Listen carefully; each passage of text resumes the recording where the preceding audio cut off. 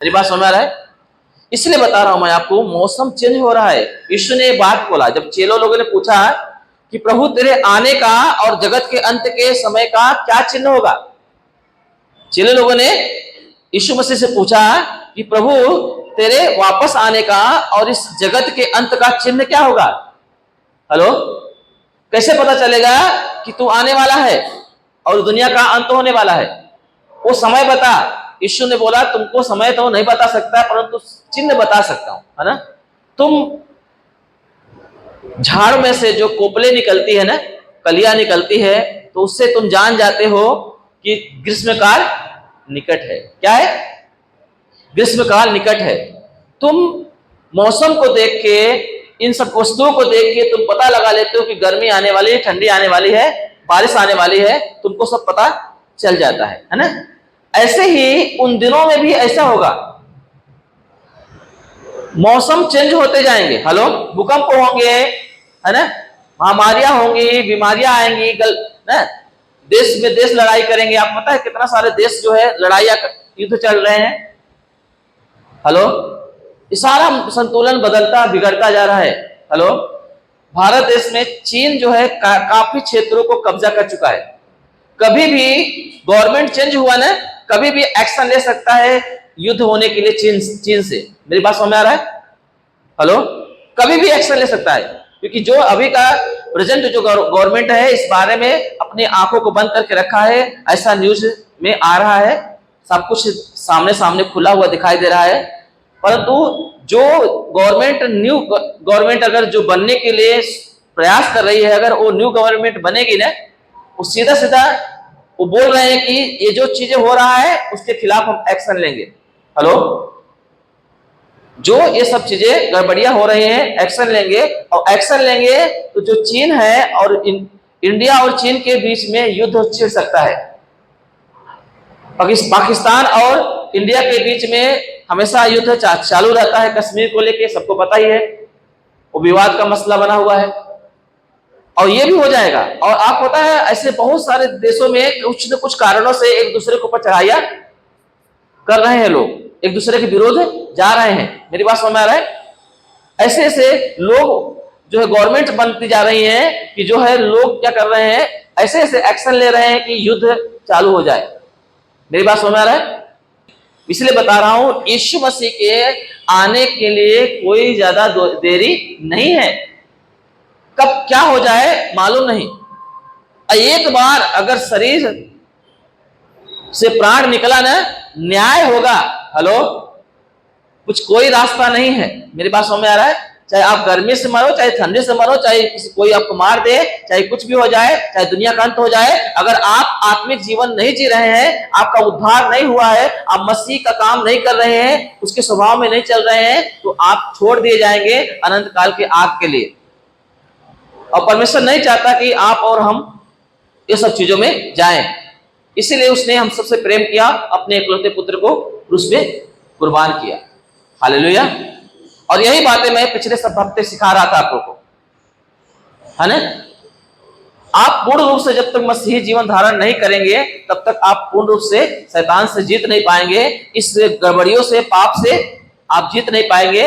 आप जो है बलवंत नहीं हो पाएंगे, जयवंत नहीं हो पाएंगे। हालेलुया। क्योंकि बाइबल बताती है कि हमारा जो विरोधी है शैतान, वो शेर के माफी की, है ना, इस खोज में रहता है, गरजने वाला शेर के समान इस खोज में रहता है किसको हारे। हर वक्त उस खोज में रहता है, और हर वक्त हमारा जीवन मसीही जीवन होना बहुत जरूरी है। आमीन। वो हमारे ऊपर हमला न कर सके। यीशु ने क्या बोला है, अगर तुम मुझे पान लोगे, अगर मसीही जीवन धारण करोगे पूर्ण रूप से, तो शैतान को मैं तुम्हारे पांव से कुचलवा दूंगा। आमीन।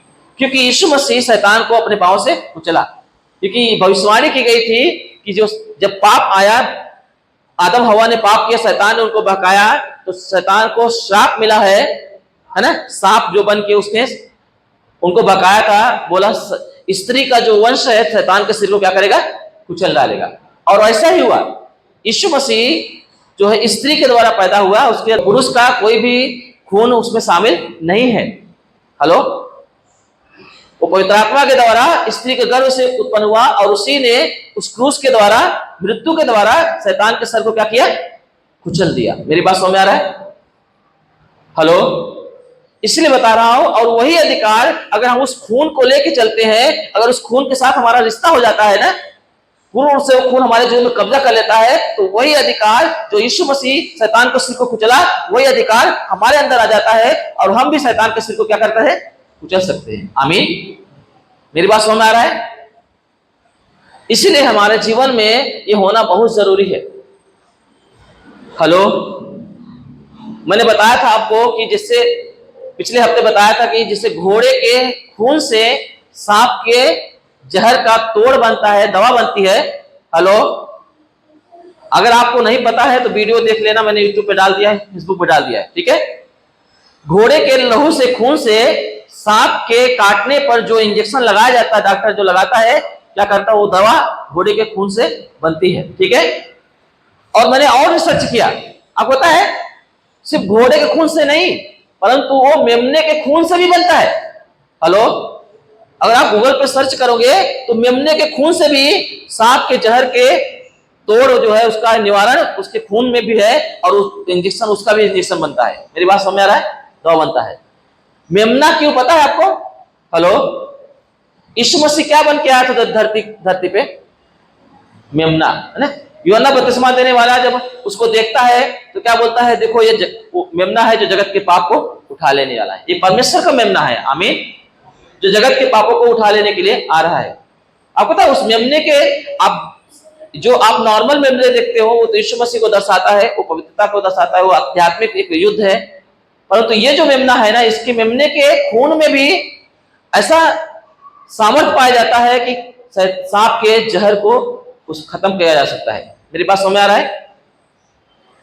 और वो खून इतना कीमती हमारे लिए, अगर हम शैतान की एक्टिविटी को खत्म करना है, क्योंकि शैतान सांप बन के बताया था ना, पाप खुलाया था ना आदम हवा को, तो परमेश्वर चाहता कि हर तरीके से वो खून जो है क्या करे? हेलो, शैतान के कामों को नाश करे। आमीन। यीशु मसीह का जो ब्लड है, खून है, शैतान की एक्टिविटी को, काम को हमारे जीवन में नाश करे, कोई भी उसका अधिकार न रहे। अब पता है यीशु मसीह के ऊपर शैतान का और किसी भी चीज का कोई अधिकार नहीं था। हेलो, मैं थोड़ा समय में आपको बता रहा हूं, यीशु मसीह के ऊपर किसी का, न तो शैतान का, न किसी इंसान, किसी का भी अधिकार नहीं था कि कोई उसके ऊपर हमला करे या कोई उसके ऊपर प्रबल हो। हालेलुया। परंतु एक समय ऐसा आता है कि यीशु मसीह के ऊपर कुछ लोग प्रबल हो जाते हैं और उसको पकड़ते हैं और क्रूस पे टांग देते हैं, कोड़े मारते हैं, थूकते हैं उसके ऊपर, दाढ़ी नोच लेते हैं, बाल नोच लेते हैं, है ना, कांटों का ताज पहनाते हैं, उस पर 106 डंडा मारते हैं। हेलो, कोड़ों की मार से चमड़ी तक, मांस तक निकाल दिए, इतना हाथों पैरों में कीले गाड़ दिए, इतना बेदर्दी से उसे मारा गया, उसे मार पाए। उसका एक रीजन है, आपको बता रहा हूं। हेलो, इससे पहले उनको यह अधिकार नहीं था, क्योंकि यीशु मसीह पवित्र थे, वो परमेश्वर के इकलौते पुत्र थे। मेरी बात समझ में आ रहा है? उसके ऊपर पाप का, शैतान का और किसी भी चीज का उनके ऊपर अधिकार नहीं था। हेलो, मेरी बात समझ में आ रहा है? परंतु आखिरी समय में हम देखते हैं, जब गत्समनी बगीचे में जब यीशु मसीह प्रार्थना कर रहे थे, उसी समय जो है, जब यहूदा जो है कुछ लोगों को, जो है ना, जो याजक लोग थे वहां पे, शास्त्री फरीसी लोग थे, उनको लेके आया, उस सैनिकों को लेके आया और यीशु मसीह को पकड़वाने के लिए, क्योंकि यीशु वो जानता था कि ये यीशु मसीह गत्समनी बगीचे में प्रार्थना के लिए जाते हैं। हालेलुया। बाइबल में साफ साफ लिखा हुआ है बात। परंतु आपको बताऊं, मैं वहां पे एक घटना घटी, आप इस बात को समझो ध्यान से। आपको अपने जीवन में कैसे आप परमेश्वर के उस लहू को लेके जयवंत हो सकते हैं हमेशा के लिए, मैं आपको उसका रीजन बताता हूं। हालेलुया। क्योंकि ये सब कठिन दिनों में जब तक वो लहू नहीं रहेगा आपके जीवन में, यीशु का बलिदान नहीं रहेगा, उसका जीवन आपके अंदर धारण नहीं रहेगा, आप और हम सुरक्षित नहीं है। हालेलुया। न तो हम सुरक्षित है, न दूसरे को सुरक्षित कर सकते हैं। परंतु जब यीशु मसीह प्रार्थना कर रहे थे, तभी यहूदा इस्करियोती उन सबको लेके गत्समनी बगीचे में आ गया। हालेलुया। यूहन्ना की किताब में ये सारी बातें लिखी हुई है। तो यीशु मसीह क्या बोलते हैं उनसे? तुम किसको ढूंढ रहे हो? वो बोलते हैं हम यीशु नासरी को ढूंढ रहे हैं। यीशु मसीह बोलता है वो मैं ही हूं। क्या बोलते हैं यीशु मसीह? जिसको तुम ढूंढ रहे हो वो मैं ही हूं। परंतु जब यीशु मसीह ने बोला कि मैं ही हूं, वो लोग थोड़ा कुछ कदम पीछे गए और गिर गए। हेलो, क्या हुए? कुछ कदम पीछे गए और गिर गए। आपको पता है क्यों गिर गए? हेलो, यीशु को ही ढूंढने आए थे ना। फिर से पूछते हैं, यीशु मसीह फिर से पूछते हैं तुम किसको ढूंढते हो? तो वो बोलते हैं यीशु नासरी को ढूंढ रहे। यीशु ने बोला मैंने तो बता दिया कि मैं ही हूं। अगर मैं ही हूं, अगर मुझे पकड़ना चाहते हो तो चेलों को जाने दो, इनको जाने दो। उसके बाद वो नहीं गिरे, उसके बाद वो नहीं गिरे। क्यों पता है? पहले क्यों गिर गए? आप इसका रहस्य जानते हो? रहस्य क्या है इसका? इतना खतरनाक रहस्य है ना, क्योंकि जब तक यीशु मसीह धरती पे थे, सेवकाई किए, किसी का ही भी हिम्मत नहीं था कि उसको टच कर सके, उसको छू सके, उसके ऊपर अधिकार जताए। हेलो, क्योंकि वो पवित्र था। आमीन। वो क्या था? पवित्र था, परमेश्वर का पुत्र था। आमीन। और इस बाइबल में लिखा है कि यीशु मसीह बोलते हैं कि मुझे मेरे आत्मा को पिता को देने का भी अधिकार है, उसे वापस लेने का भी अधिकार है। हेलो, मेरी बात समझ में आया? और वो प्याला पीने का अधिकार है और नहीं पीने का भी अधिकार है। जो प्याला, जो बलिदान वो देने के लिए धरती पे आया था, उसे वो कर भी सकता था और नहीं भी कर सकता था। ये अधिकार किसके अंदर था? यीशु मसीह के अंदर था। हालेलुया। इसीलिए गत्सेमनी बगीचे में वो प्रार्थना कर रहा था, पिता हो सके तो ये प्याला मुझसे हट जाए, फिर भी मैं बोल रहा हूं मेरी इच्छा नहीं परंतु तेरी इच्छा पूर्ण हो, तेरी इच्छा पूरी हो जाए। आपको पता है उस समय में वो जो पाप का बोझ था यीशु मसीह ने लिया नहीं था। सिर्फ उसके विषय में कल्पना कर रहे थे, वो प्याले के विषय में प्रार्थना कर रहे थे, सोच रहे थे। और बाइबल बताती है कि उनका पसीना खून के माफिक टपक टपक की जमीन पे गिर रहा था गत्सेमनी बगीचे में। हेलो, मेरी बात समझ में आ रहा है आप लोग को? अभी वो बोझ नहीं लिए हैं, अभी वो प्याले के विषय में बात ही कर रहे हैं, प्रार्थना ही कर रहे हैं। उसके बाद प्रार्थना करने के बाद वो आ जाते पकड़ने के लिए और कुछ यीशु मसीह पूछते तुम किसको ढूंढ रहे हो? साहब का बोलते कि मैं यीशु नासरी को ढूंढ रहा हूं। यीशु ने बोला मैं ही हूं। वो पीछे हटे और गिर पड़े। क्यों पता है?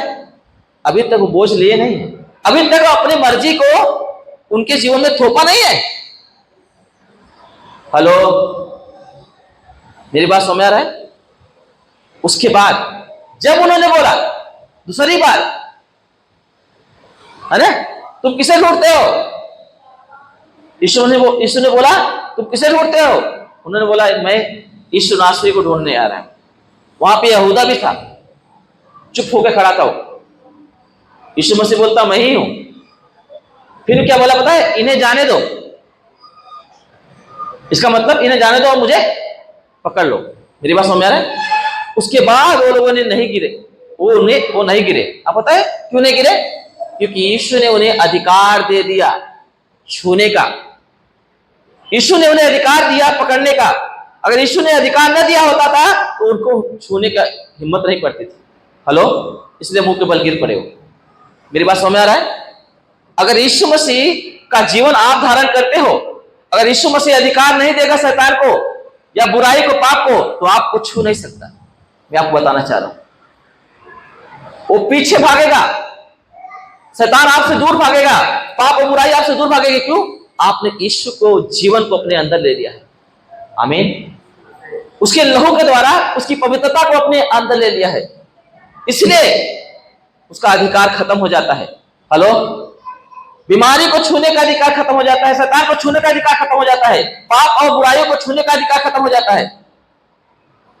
इतने सालों से यीशु मसीह ने सेवकाई किया था परंतु किसी को हिम्मत नहीं पड़ी उसको छूने के लिए।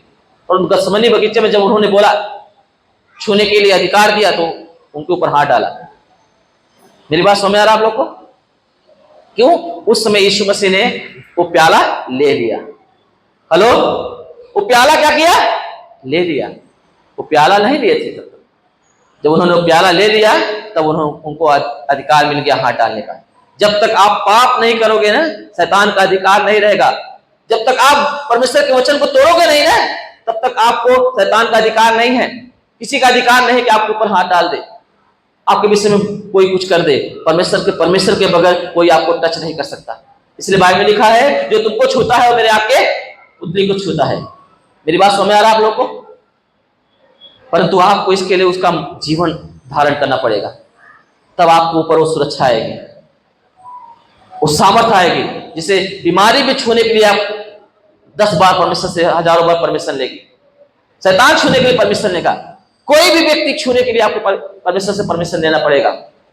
ये है अधिकार, ये है उस लहू का ताकत है जो यीशु का अंदर था और वो लहू हमारे अंदर आया है। आमीन। वो लहू की ताकत है ना किशन भाई? वो लहू की ताकत है। अगर वो लहू की ताकत हमारे अंदर बनी रहेगी ना, वो जीवन हमारे अंदर बना रहेगा ना। इसलिए मैं कई बार मैं ये वचन को बोला, दूसरा कुरिन्थियों की किताब 4:10 और उस बोलता है, हम हर समय मसीह की मृत्यु को अपने देह में लिए फिरते हैं ताकि मसीह का जीवन भी हमारे अंदर, देह के अंदर प्रकट हो जाए। अगर आप और हम हर समय मसीह की मृत्यु को अपने देह में लिए फिरेंगे, वो ब्लड को, वो मांस को, वो बलिदान को स्मरण रखेंगे और गुनाह से दूर रहेंगे, याद रखना मसीह का जीवन हमारे अंदर प्रकट रहेगा और किसी की हिम्मत नहीं पड़ेगी कि छू ले हमें, वो हमसे दूर भागेंगे। हालेलुया। वो समस्याएं दूर भागेंगे। इसलिए मैं बता रहा हूं आपको, इसलिए गंभीर हो जाएं सेवा के लिए, आपके अंदर से सामर्थ बहेगी। कितने लोग चाहते हैं कि मैं बीमारी से अच्छा हो जाऊं, मेरे जीवन से समस्या चला जाए। आपके संपर्क में आते ही, आपके आस पास बैठते ही वो सारी समस्याएं उनके जीवन से दूर भाग जाएगी, बीमारी लोग चंगे हो जाएंगे। बाइबल में लिखा है, जब पतरस और पौलुस जब चलते थे, उनके छाये से परछाई से बीमार लोग चंगे हो जाते थे, क्योंकि मसीह का मृत्यु को अपने देह में लेकर चलते थे वो लोग, और मसीह का जीवन उनके अंदर प्रकट हुआ था। हालेलुया। अगर वो जीवन हमारे अंदर प्रकट होगा तो सामर्थ हमारे जीवन से भी दिखाई देगी।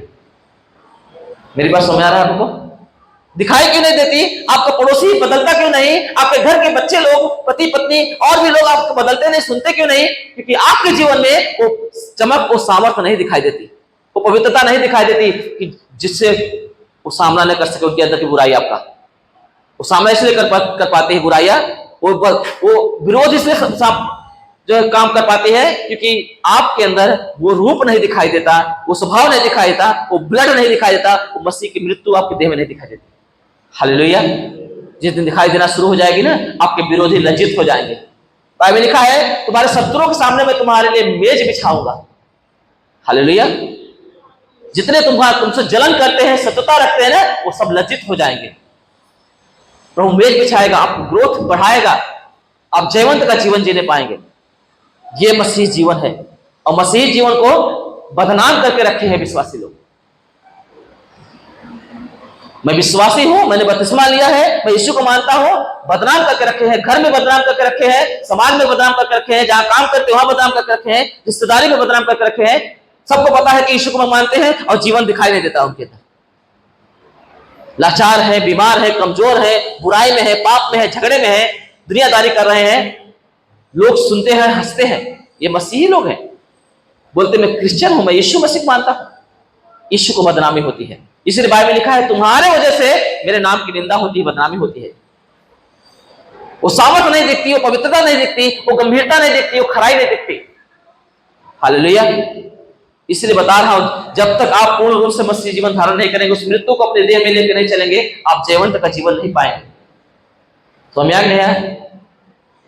नहीं पाएंगे।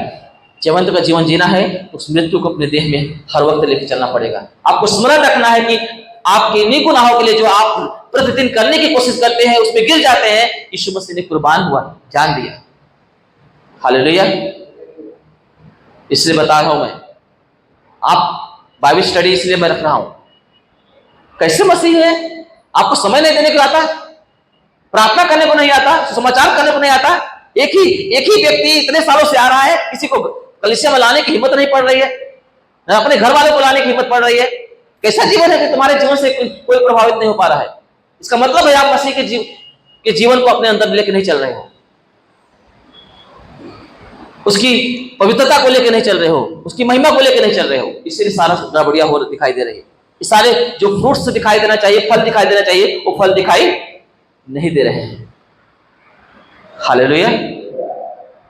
तो फल दिखाई नहीं दे रहे हैं।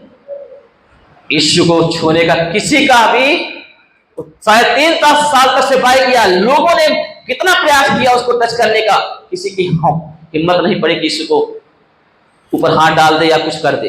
पर जैसे यीशु ने अधिकार दिया ना, इसीलिए पिलातुस के पास जब यीशु मसीह गया, पिलातुस बोलता है कि मुझे तुझे छोड़ने का भी अधिकार है और तुझे सजा देने का भी अधिकार है। यीशु ने बोला, जब तक तुम्हें ऊपर से ना मिलता था ना, अगर तुझे अगर ऊपर से अधिकार नहीं मिलता था तो तेरा मेरे ऊपर कुछ भी अधिकार नहीं था। पिलातुस जो है, जो दुष्ट एक जो है बहुत ही कठोर एक जो राजा था वहां का, रोम साम्राज्य का, वो बोलता है कि मैंने तो मेरे अंदर में है। यीशु ने बोला, तेरा कुछ अधिकार नहीं है मेरे ऊपर, ये अधिकार मैंने खुद पिता के हाथ में दिया और पिता ने तुझे दे दिया। स्वर्ग से आया हुआ अधिकार है। हालेलुया। किसी को भी छूने का अधिकार नहीं यीशु मसीह को। अगर वो जीवन हमारे अंदर रहेगा तो किसी का औकात नहीं कि हाथ लगा दे, कुछ गड़बड़ी कर दे। चाहे शैतान होने दो, चाहे इंसान होने दो, चाहे कोई भी नेचर की कोई भी चीजें होने दो। हालेलुया। नेचर की चीजें यीशु को नहीं रोक पाई, पानी नहीं रोक पाए, पानी पे यीशु मसीह चलने लगा। हेलो, लहरें रोक नहीं पाई यीशु मसीह को ओलाओ तक आने में। आपको कोई रोक नहीं पाएगा अगर आपके अंदर मसीह जीवन है, अगर आप मसीह के मृत्यु को अपने देह में लेके चल रहे हैं। वो सामर्थ दिखाई देगी, आप जहां जाएंगे बदलाव आएगा, आप मसीह में एक सुंदर और एक महिमा से भरा हुआ जीवन आप देख पाओगे। आइए अपने आंखों को बंद करेंगे प्रियो। सचमुच में अगर आप उससे प्यार करते हैं, आप चाहते हैं कि मसीह मेरे अंदर दिखाई दे, तो आप सचमुच में उससे जीवन दे।